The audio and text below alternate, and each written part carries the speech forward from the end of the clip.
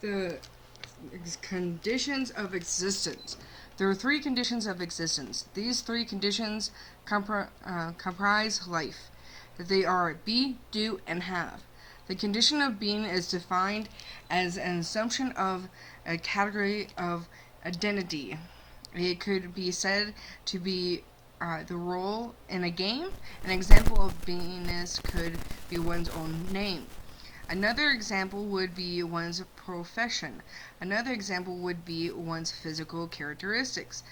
Each or all of these things could be called one's beingness. Beingness is assumed by oneself or given by oneself, or is attained. For example, in playing of a game, each player has his own beingness. The second condition of existence is doing. By doing, we mean action, function, accomplishment, the action of goals, the fulfilling of purpose, or any change of position in space. The third condition is havingness. By havingness, we mean owning, possessing, being capable of commanding, positioning, taking charge of objects, energies, or spaces. The essential definition of having is to be able to touch or permeate, or to direct the disposition of. The game of life demands that one assumes a beingness in order to accomplish a doingness in the direction of havingness. These three conditions are given in order of seniority where life is concerned. The ability to be is more important than the ability to do. The ability to do is more important than the ability to have. The most important of all three conditions are sufficiently confused that are the best understood in reverse order. When one has clarified the idea of possession or having, one can then possess to clarify doingness for general activity. And when this is done, one's understanding its beingness or identity. It is essential to a successful existence that each of these three conditions be clarified and understood. The ability to assume or to grant a beingness is probably the highest of human virtues. It is even more important to be able to permit other people to have being than to be able oneself to assume one. Beingness equals identity. If you ask an auditor how these work in processing, he will tell you that there is a specialized form of each of these conditions. The auditing form of being is identity. To achieve a betterment of beingness and a granting of beingness, the auditor remedies with processing of security of identities of the PreClear.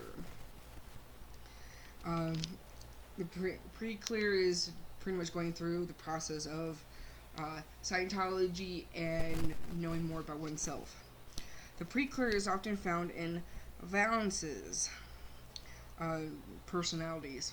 Okay, his fathers or mothers or material partners, or in any of the thousand of possible people. He is unable to achieve or obtain, he thinks, enough identity or an identity of his own. He decries or criticizes the identities of others, fails to grant beingness to them. He himself cannot obtain enough identity to feel he has an identity. Identity is so scarce that it's too valuable. Nobody must have one. To be with such a person is therefore an uncomfortable experience, since he does not credit our identity, does not grant us beingness. The cure for this elementary, let it. The cure for this is elementary. Uh, Let us say he is obviously in father's balance identity. He got into his father's balance when he found he could get no attention from mother. Observing that father got some of her attention, he took father's identity. However, let us say he didn't like father. The auditor finds him hating himself. Himself is really father. A clever auditor, see chapter 11, would see that while he was in father's valence, it was really mother's attention that was sought. The auditor does not inform his PreClear of such a finding. He asks a PreClear to lie about lowest form of creativity, identities to which attracts mother's attention. Then, when the PreClear can do this, the auditor would have him invent identities that attracts mother's attention. What? Okay. So auditor won't tell you anything about that. And so, what's the point of an auditor? That's what I'm getting from that. It's like, there's no point of an auditor. Anyways, suddenly the PreClear would be no longer in father's violence. However, he would have been not only in his father's but also his mother's violence. So the same process would have done on father. Lie about, the author would say, identities in which would attract father's attention, then invent one, until the PreClear had many and would no longer be in mother's violence. So, to create one's own identity, you gotta lie about it. Anything. Get their attention. What? Even if you're trying to get one person's attention, you gotta get attention of both people. That's what I'm getting from this. Let me know in the comments below what your thought is. Solving father and mother's violence is fundamental, since most people are somewhat in them or revolted from them. But people can be stuck in all sorts of identities, even bedposts when humans are too valuable to be used. The rule is that the more a person is stuck in a valence or identity, the fewer he conceives to exist, and the harder he thinks it is to get attention. Thus, he can become exhibitionistic, displaying himself too thoroughly, being too much there at all times. He can become disappeared, hiding himself, being vague, not there most of the time. People are in identity and being too apparent or too little apparent. The remedy of either is the remedy of their scarcity of identity. Identity and attention. One needs an identity to play the game and as covered letter, but mainly to get attention. A being looks at things to balance the flow of his attention. He feels he must also be looked at. Thus, he becomes attention hungry. Unlike yellow and brown people, Unlike yellow and brown people, the white does not usually believe he can get attention from matters or objects. The yellow and brown people, for the most part, and it is the matter of consideration that rocks, trees, walls, etc. can get attention themselves, give them attention. The white man seldom believes this, and so is likely to become anxious about people. Wow, this is legitimately coming from this book, okay? No joke. Thus, the white saves people, prevents famine, flood, disease, and revolution for people, as the only purveyors of attention are scarce. The white goes further. He often believes he can get attention only from whites, and that yellows and brown people's attention are worthless. Thus, the yellow and brown races are not very progressive, but by and large singular. And the white race is progressive but more frantic. The yellow and brown races do not understand white concern for bad conditions, since what are a few million dead men? There are plenty of identities, and there is plenty of attention, they think. The white can't understand them, nor can they understand the white. Attention and identity from a group of two. Attention makes space. Identity closes space. Attention is a method of knowing. Inattention is a method of not knowing. Identity is a method of making known. Lack of identity is a method of making unknown. Valences. The whole study of valences is a fascinating one. A valence is defined as a false identity assumed unwittingly. Identity is modified by valence. People who can be nobody may try to be everybody. People who are seeking a way out of scarcity of identity may become fixed in false valences. Nations can become fixed in valences of countries they have conquered in war, etc., etc. A rule is that a person assumes the identity of that which gets attention. Another rule is that the person assumes the identity of which makes him fail, for he gave it his attention, didn't he? There is a basic personality, a person's own identity. He colors or rounds this with balances as he loses or wins in life. He can be dug up. Do equals effect. Doing can be defined as an action of creating an effect. An effect is creation is action. An auditor processing a PreClear would always use effect processing to increase doingness. What effect could you create on father would be a typical auditor question. If a PreClear is fixated by books, a machine, a tool, a person, the auditor asks him to lie about it. Then invent effects he could create upon it. At first, the PreClear may be able to think of none. Then, as the process of is continued, he may become a wildly imaginative or even cruel. Further running will bring a PreClear to more comfortable frame of mind. The whole effect about someone, like, you go into an auditor, the auditor is basically saying, you gotta lie about stuff. That should be, like, first sign of an organization such as this. It's like, why should I lie about something? Why? I've heard of people using things, personal words, against them later on in life. And telling a person to lie about something, it's like, could you be exactly that? It's like, oh, but you said this about this thing, all this other stuff. Oh my gosh. Okay, anyways. Criminals or mechanics are people who are fractionally attempting to create an effect long after they know they cannot. They cannot then create decent effects. Only violent effects. Neither can they neither can they do. Despair of creating an effect means about a variation and irrational condition. It also brings about laziness and carelessness. Command of attention is necessary to creating an effect. Therefore, when one conceives he cannot easily get attention, he seeks to create stronger effects. He creates effects to get attention. He gets attention to create effects.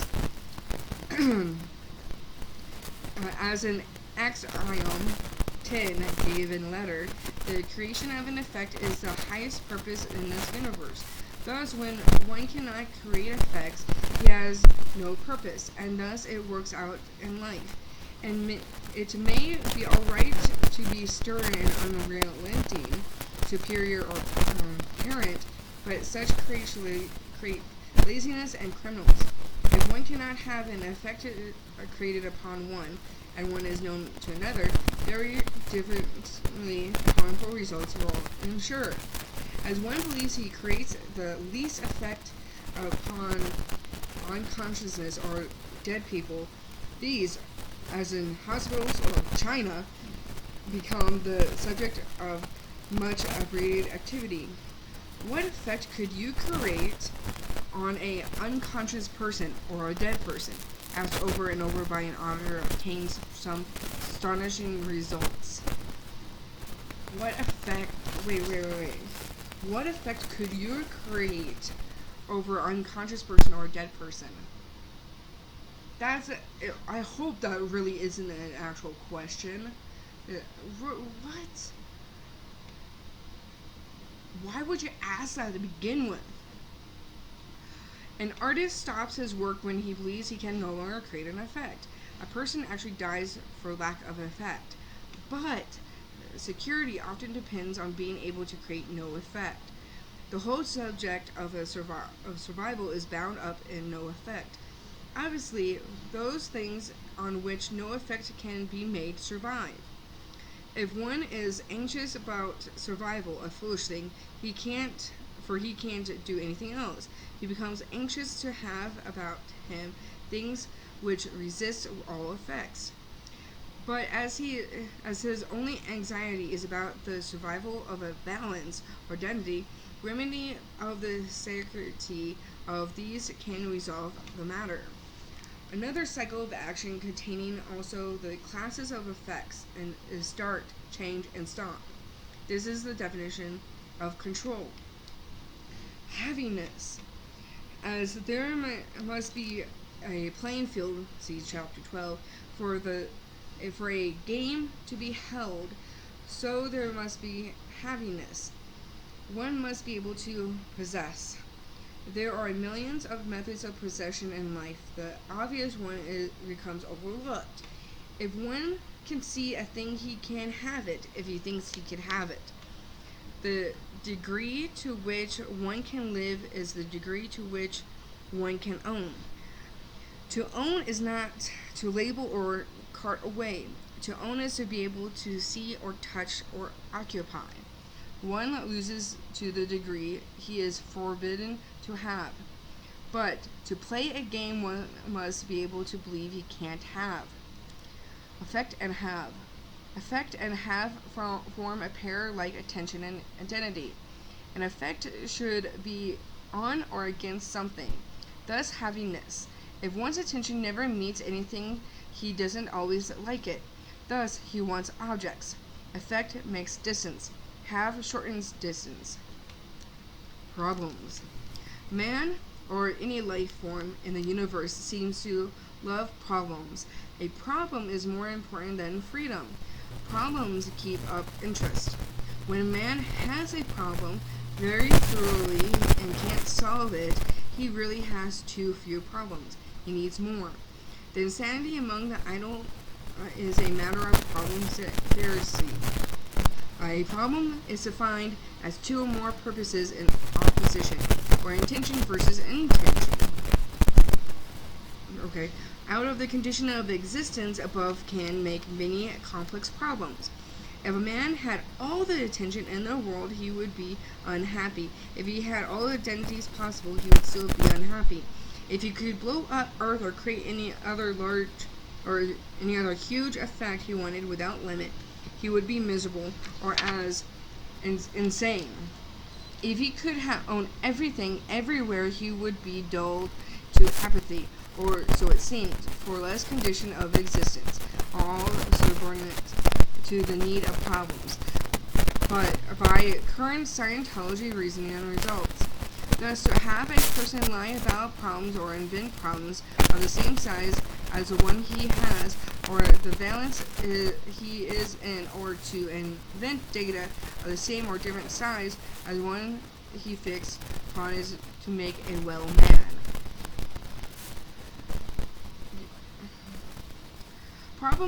Probability of problem is the antidote of unconsciousness. It is certainly the antidote for boredom.